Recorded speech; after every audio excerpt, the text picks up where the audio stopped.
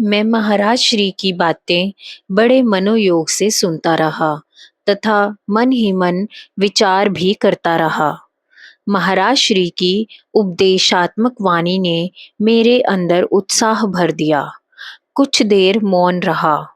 महाराज श्री ने भी इस विषय में आगे कोई बात नहीं की। लल का तो मेरे मन पर प्रभाव था ही, किंतु उससे भी अधिक मैं स्वामी परमानंद तीर्थ महाराज से प्रभावित अनुभव कर रहा था। मैं सोचने लगा कि क्या परमानंद तीर्थ महाराज जी भी आज भी वर्तमान है? यदि हाँ, तो क्या महाराज श्री को उनके दर्शन होते हैं? परमानंद तीर्थ जी महाराज का महाराज श्री से भी कोई संबंध है? यदि है तो कैसा है? मैंने यह सारे प्रश्न महाराज श्री के समक्ष प्रस्तुत कर दिए। महाराज श्री, परमानंद तीर्थ जी महाराज से मेरा मिलना 4 जन्म पूर्व हुआ था। उस समय मैं विरक्त अवस्था में था। मन में वैराग्य तथा ईश्वर के प्रति अनुराग युक्त होकर वनों, पर्वतों, बियाबानों तथा रेगिस्तानों, घाटियों, वादियों में भटकता फिरता था। ऐसे ही एक दिन घने जंगल में निष्प्रयोजन घूम रहा था। पहाड़ी प्रदेश था, कभी ऊपर तो कभी नीचे टेढ़े मेढ़े रास्ते थे। एक संकरी सी चढ़ाई चढ़कर ऊपर गया तो कुछ समतल सी खुली जगह पर पहुंच गया। मैं पहाड़ के साथ साथ चलने लगा। अकस्मात मुझे एक गुफा दिखाई दी। गुफा की बाहरी आकृति बड़ी भयानक सी थी। मैं झांक कर गुफा के अंदर देखने लगा तो अंदर अंधकार पसरा था। एकाएक मुझे कुछ ऐसा आभास हुआ कि गुफा में अंधेरे के उस पार मध्यम सा प्रकाश है। मैं चौंक उठा। अंधकार में यह प्रकाश कैसा? क्या इसके अंदर कोई है? मैंने जानने के लिए उत्सुकतावश गुफा के अंदर प्रवेश किया। अंधेरा तो था ही, एक पत्थर से ठोकर खाकर गिर गया। अंदर से आवाज आई, संभल कर। किसी साधक का गिरना कोई अच्छी बात नहीं। उस आवाज ने मेरी उत्सुकता और बढ़ा दी। अंदर जाकर देखा तो एक पत्थर पर एक महापुरुष विराजमान थे। बोले, आओ, तुम्हारी ही प्रतीक्षा कर रहा था। जब तुम इधर आ रहे थे तभी मुझे तुम्हारे आने तथा तुम्हारी अवस्था का ज्ञान हो गया था। मैं जानता हूँ कि तुम एक सिद्ध महापुरुष हो, किंतु प्रारब्धवशात जन्म मरण के चक्कर में घूम रहे हो। यह सुनकर मुझे बड़ा आश्चर्य हुआ। यह कौन है तथा मुझे कैसे जानते हैं? इस भयानक जंगल में, इस गुफा में छुपकर क्यों बैठे हैं? इस प्रकार के अनेकों प्रश्न मेरे अंतर में एक साथ उभर आए। मैंने कहा, महाराज, मैं तो एक तुच्छ जीव हूँ, वासनाओं की अग्नि में जल रहा हूँ। शरीर अवश्य ब्राह्मण का है, किंतु कर्मों से नीच हूँ। इस पर भी आप मुझे एक महापुरुष कह रहे हैं। क्या आप मेरा मजाक तो नहीं उड़ा रहे? महापुरुष, मैं इसलिए तुम्हें महापुरुष कह रहा हूँ क्योंकि मैं तुम्हारा रहस्य जानता हूँ। मुझे पता है कि तुम क्या हो तथा तुम्हारी वर्तमान अवस्था का कारण क्या है। महाराज श्री, किंतु महाराज, एक बात समझ नहीं आई। यहाँ गुफा में सर्वत्र अंधकार है, कोई दीपक भी जलता दिखाई नहीं दे रहा। फिर यह प्रकाश कैसा है तथा कहाँ से आ रहा है? महापुरुष, यह प्रकाश ही तो तुम्हें यहाँ खींच लाया है। ना यह प्रकाश तो यहाँ होता, ना तुम यहाँ आते। बाहर से ही अंधकार देखकर लौट जाते, फिर हमारा मिलना कैसे होता? महाराज श्री समझ गए कि यह प्रकाश महापुरुष की सिद्धि का चमत्कार है। पूछा, किंतु आप मुझसे मिलने के इच्छुक क्यों हैं?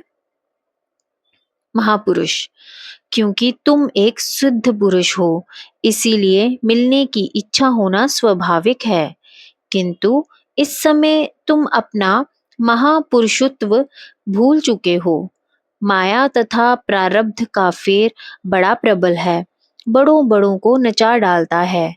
तुम भी उसी की चपेट में हो। यह सुनकर मुझे अपने आप पर दया आ गई। मेरा मन महापुरुष की ओर खिंचता चला गया। उनकी शक्ति सामर्थ्य पर पूरा विश्वास हो चला। इनकी कृपा अवश्य फलदायी होएगी, ऐसा दृढ़ निश्चय मन में बैठता गया। मैं बोला, क्या आप मुझ पर कृपा करेंगे? महापुरुष, इसीलिए तो गुफा के अंधकार में प्रकाश फैलाकर तुम्हें यहाँ बुलाया है। तुम्हें इस समय कृपा की आवश्यकता भी है, ताकि तुम अपनी वास्तविक स्थिति से अवगत हो सको तथा उस स्थिति में लौट जाने का अवसर प्राप्त कर सको। अतः हम तुम्हारे ऊपर अवश्य कृपा करेंगे, किंतु अभी कृपा में कुछ देर है। अभी तुम्हारा प्रारब्ध भोग शेष है, इसीलिए अभी तुम्हें कुछ प्रतीक्षा करनी पड़ेगी। 4 जन्म और इस प्रारब्ध भोग को सहन करना पड़ेगा। 5वें जन्म में एक सिद्ध पुरुष योगानंद से गंगा किनारे ऋषिकेश में तुम्हारा मिलन होगा। योगानंद शक्तिपात का महान आचार्य तथा अनेक शक्तियों का स्वामी होगा। उससे शक्तिपात में दीक्षित होकर तुम अपनी पुरानी स्थिति में लौट जाने के लिए अंतर यात्रा आरंभ करोगे। यह सुनकर मैं थोड़ा उदास हो गया। बोला, आपने अभी कहा कि आप मुझ पर कृपा करेंगे, किंतु अब मुझे किसी योगानंद की ओर सरका रहे हैं। महापुरुष, मैंने जो कुछ भी कहा मुझे याद है तथा मैं उस पर अडिग भी हूँ। योगानंद सर्व सामर्थ्यवान महात्मा होंगे। उनकी महानता जितनी बाहर प्रकट होगी, उससे कहीं अधिक अंतर में वे और महान होंगे। तो मेरी कृपा योगानंद के माध्यम से होगी। तुम्हें दीक्षा देते हुए योगानंद के हृदय में मेरा ही वास होगा। वैसे भी योगानंद मेरा ही स्वरूप होगा। वह हमारी ही परंपरा में हमारी ही शक्ति से संपन्न महात्मा होंगे। मेरे ही संकल्प से योगानंद का हृदय संकल्पित हो जाएगा। योगानंद के शरीर में कार्य कर रही मेरी ही शक्ति प्रसारित होकर तुम्हारे शरीर में प्रवेश करेगी। हमारा ही संकल्प आदेश, हमारी ही शक्ति, हमारी ही साधन परंपरा में तुम्हारी दीक्षा होगी। महाराज श्री, सीधे आप ही मुझ पर कृपा क्यों नहीं करते? महापुरुष, क्योंकि उस समय संभवतः हमारी समाधि चल रही होगी। महाराज श्री, फिर आप किसी योगानंद के हृदय में निवास कैसे करेंगे?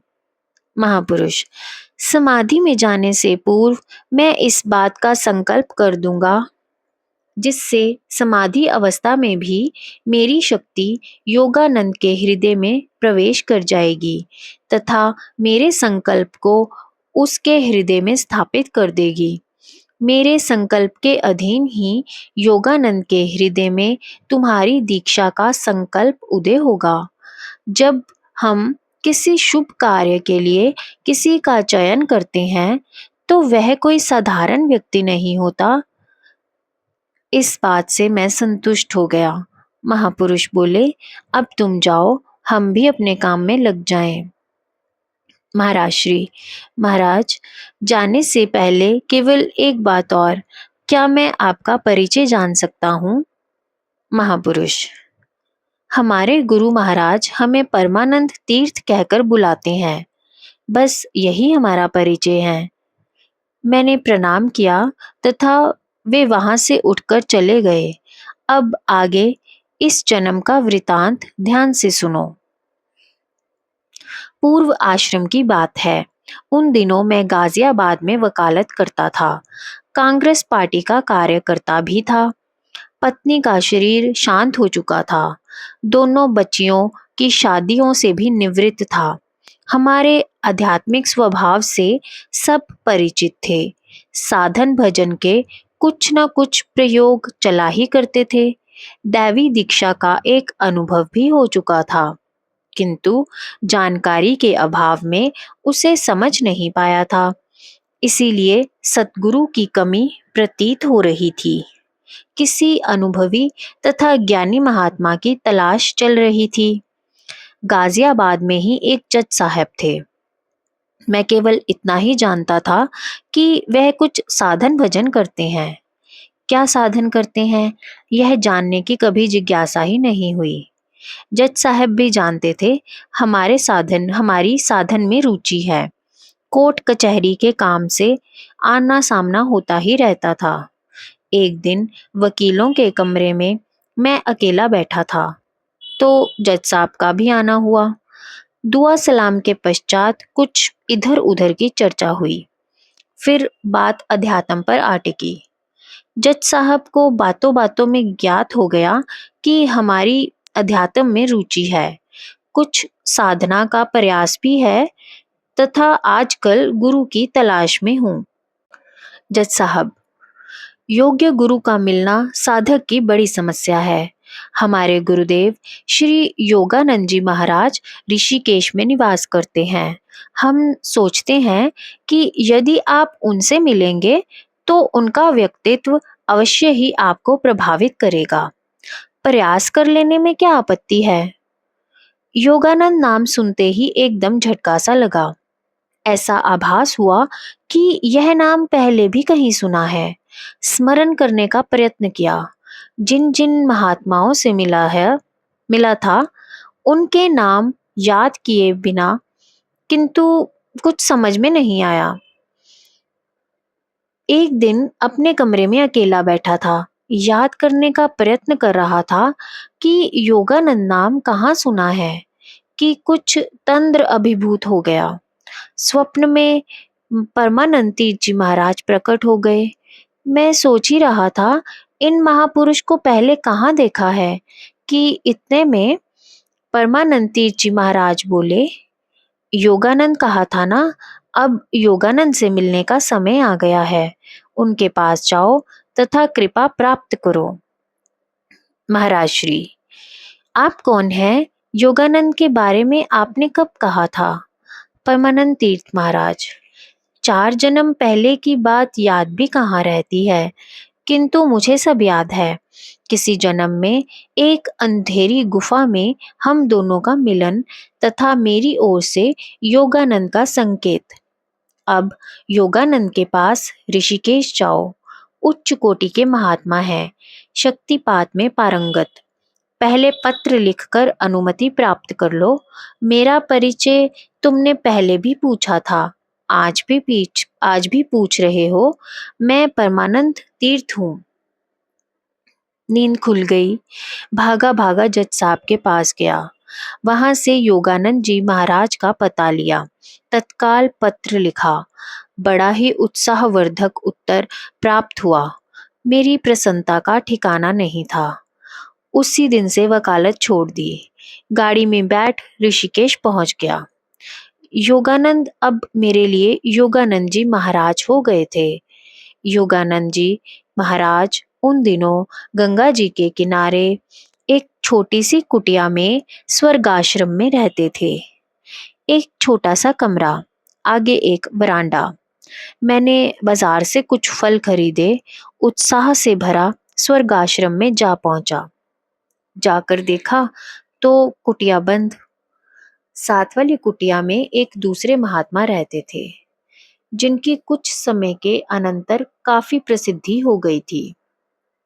उनसे पूछा तो बोले, योगानंद का क्या पता, वह तो रमता राम है, कहीं समाधि लगाकर बैठा होगा। क्या पता कब आए, ना भी आए, मन का मौजी है। जो मैं फल साथ लाया था उन्हीं महात्मा को भेंट कर दिए। अब यह नित्य का नियम हो गया था। बाजार से फल लेना, कुटिया पर जाना, योगानंद महाराज जी के ना मिलने पर साथ वाले महात्मा को भेंट कर देना, थोड़ी देर वहां बैठना, सत्संग करना तथा लौट आना। वह महात्मा जी मुझ पर बहुत प्रभावित हो गए। सोचा, यह भक्त अच्छा है, नित्य प्रतिफल लाता है, पढ़ा लिखा है, काम आएगा। एक दिन उन्होंने कहा, देखो, योगानंद के सहारे कब तक बैठे रहोगे, उसका कोई पता नहीं, ना कोई चिंता ना उत्तरदायित्व, पता नहीं आएगा भी कि नहीं। यदि चाहें तो आप हमसे दीक्षा ले लें, हम आपको दीक्षा दे देंगे। किंतु मेरा मन तो योगानंद महाराज जी के प्रति समर्पित हो चुका था। स्वप्न में घटी सभी घटनाएं आंखों के सामने घूमने लगती। हमने कहा, दीक्षा तो योगानंद महाराज से ही लूंगा, कुछ दिन और देखते हैं, नहीं हुआ तो लौट जाएंगे तथा कुछ दिनों के पश्चात पुनः प्रयत्न करेंगे। जहां मैं ठहरा था वहां तथा कुटिया पर आते जाते समय हर समय योगानंद महाराज विषयक विचारों से ही मन तरंगित रहता था। परमानंद तीर्थ जी महाराज के यह शब्द बार बार कानों में गूंज उठते। उच्च कोटि के महात्मा हैं, शक्तिपात में पारंगत। नित्य प्रति कुटिया के दर्शन कर लौट आता था। एक दिन गया तो योगानंद महाराज जी को कुटिया में बैठे पाया। वह बाहर बरांडे में एक मोड़े पर विराजमान थे। देखते ही बोल उठे, आओ वकील बाबू, तुम्हारी ही प्रतीक्षा कर रहा था। फिर मुझे चकित देखकर बोले, 4-5 दिन पूर्व ध्यान में परमानंद तीर्थ महाराज के दर्शन हुए थे। कहने लगे कि गाजियाबाद में वकील मुनीलाल स्वामी आपसे दीक्षा लेने के लिए आपकी प्रतीक्षा में ऋषिकेश ठहरे हैं, उन्हें दीक्षा दे देना। मैं इस समय नीलकंठेश्वर में साधनरत था। बड़ा सुंदर स्थान था, शंकर जी का मंदिर, पानी का झरना, ऊंचे पहाड़ों से घिरा हुआ, चारों ओर हरियाली। मन साधन में खूब जमा था, पर परमानंद तीर्थ महाराज जी का आदेश था तो सब छोड़कर लौट आया। मैंने कहा, आपको कष्ट हुआ, क्षमा करें, आपकी कृपा प्राप्ति के लिए कई दिनों से यहाँ प्रतीक्षारत हूँ। परमानंद तीर्थ जी महाराज ने मुझे भी स्वप्न में आकर आपके पास दीक्षा के लिए जाने को कहा था। उनका आदेश मानते हुए आपके समक्ष उपस्थित हूँ।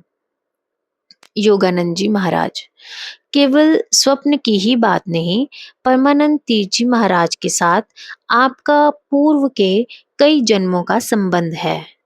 यह सब इस समय आपको याद नहीं, किंतु मेरे समक्ष सारी घटनाएं प्रत्यक्ष हैं। यथा समय आपको भी सब कुछ याद आ जाएगा। कल प्रातःकाल शुभ मुहूर्त है, 4 बजे गंगा स्नान करके मेरे पास आ जाना, अपना आसन लेते आना। मेरी प्रसन्नता का ठिकाना नहीं था। जन्म जन्मांतर की इच्छा पूर्ण होने जा रही थी। जब योगानंद जी महाराज बात कर रहे थे तो शरीर में, वाणी में, हाव भाव में, वाक्यों की बनावट में परमानंद तीर्थ महाराज होने का आभास हो रहा था। ऐसा लगता था कि जैसे परमानंद तीर्थ जी महाराज ही लीला करते हुए योगानंद महाराज के रूप में दिखाई दे रहे हैं।